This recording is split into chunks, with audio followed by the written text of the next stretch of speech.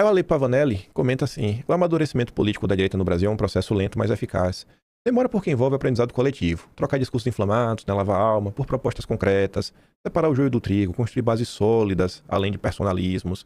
Ainda teremos políticos disfarçados, né, oportunistas que vestem a camisa quando convém, mas trocam de lado ao primeiro vento. Esse jogo de máscara sempre existiu, e talvez sempre exista, na política brasileira de todos os lados. A paciência é a chave. Cobrar, fiscalizar, votar com critério e não desistir. O tempo filtra o que é genuíno. Aos poucos, a direita vai se consolidando como força madura, consistente e capaz de entregar resultados reais. É assim que se constrói algo duradouro. Viva a tia do Zap, e tios também, né? A voz do Zap, todos nós. O Moreira tinha escrito dias atrás, mas acho que segue bem... Não é contemporâneo, não. Segue sendo aplicado por dias de hoje. A direita brasileira precisa de um grande reset. Muitos oportunistas se infiltraram e destruíram a identidade de um movimento que tinha boas pautas. Temos um novo PSDBismo nessa sabor direita. Estão com seus mandatos ainda porque não representam perigo.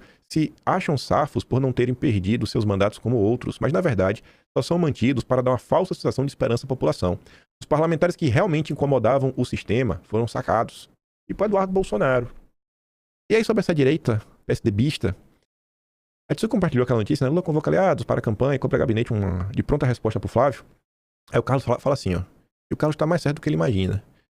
O Lula chegou ao poder sem ser cobrado praticamente, né, por nenhum órgão de imprensa sobre plano de governo, nomes, diretrizes.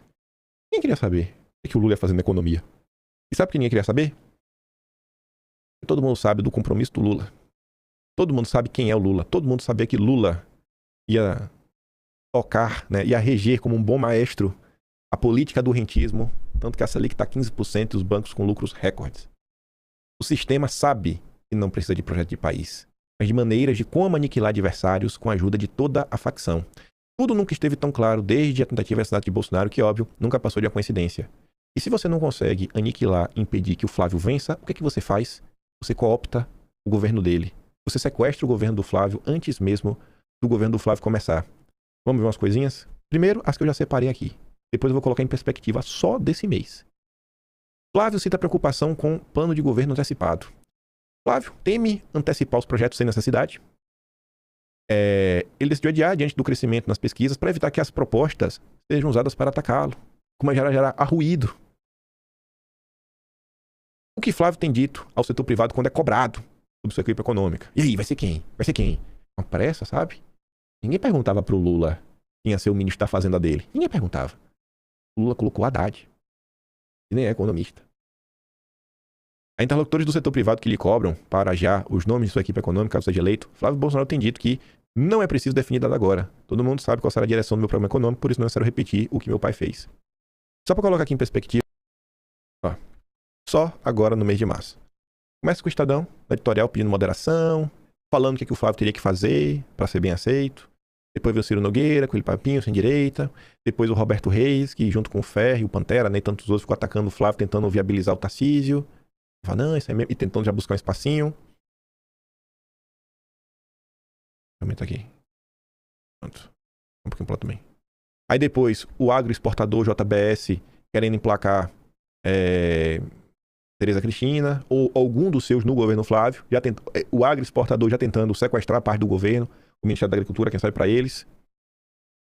Promessas de Flávio para a corrida eleitoral são vagas e tem lacunas, dizem especialistas. A mesma Globo e o Rodinei até mostrava, né? Para evitar polêmicas, Lula decide não divulgar a versão final de plano de governo.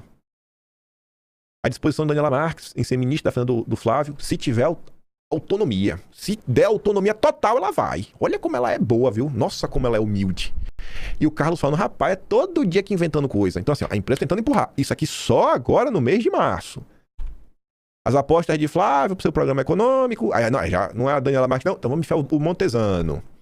Aí nós falava, rapaz, o André Esteves tá demais, viu? Aí o Carlos rebateu falando, ó, Saxida, bicho, é um cara porreta. O Saxida tá colado com a gente, ponta firme, defende o que é certo, não é isentão. Teve ao nosso lado todo esse tempo, colocando alguém de outra ala. Aí depois saiu aquela matéria. Aliás, de Flávio da Ideológica rechaça o nome do mercado financeiro para ministro da Economia. Aí colocava lá, até o Mansueto, o atual economista-chefe do BTG, está sendo cotado para ser ministro da Fazenda. Aí, essa matéria estava como um dos exemplos que poderia ser, seria mais simpático, ideológico, é o próprio Saxida. Não sei ele não, mas só mostrar, cara, mais simpático, pelo menos, né? Defende as coisas mais certas. Então, assim, quando eu falo que o Carlos está mais certo do que ele imagina, isso daqui, inclusive, representa que o Flávio vai vencer. Sabendo que não tem como parar uma vitória do Flávio, já começou o processo de sequestro do governo. Vocês estão achando que é piada?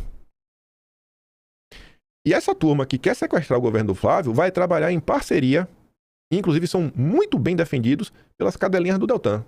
Vocês podem achar que eu tô de birra, mas o tempo vai dizer se eu tava certo ou não. Muito mais coisa pra comentar, deixa depois. O tempo vai dizer se eu tava certo ou não. Eu vi esse filme no governo Bolsonaro, mas só fui entender quase no fim do governo Bolsonaro. O processo de sequestro do governo Bolsonaro começou. Não sei se começou.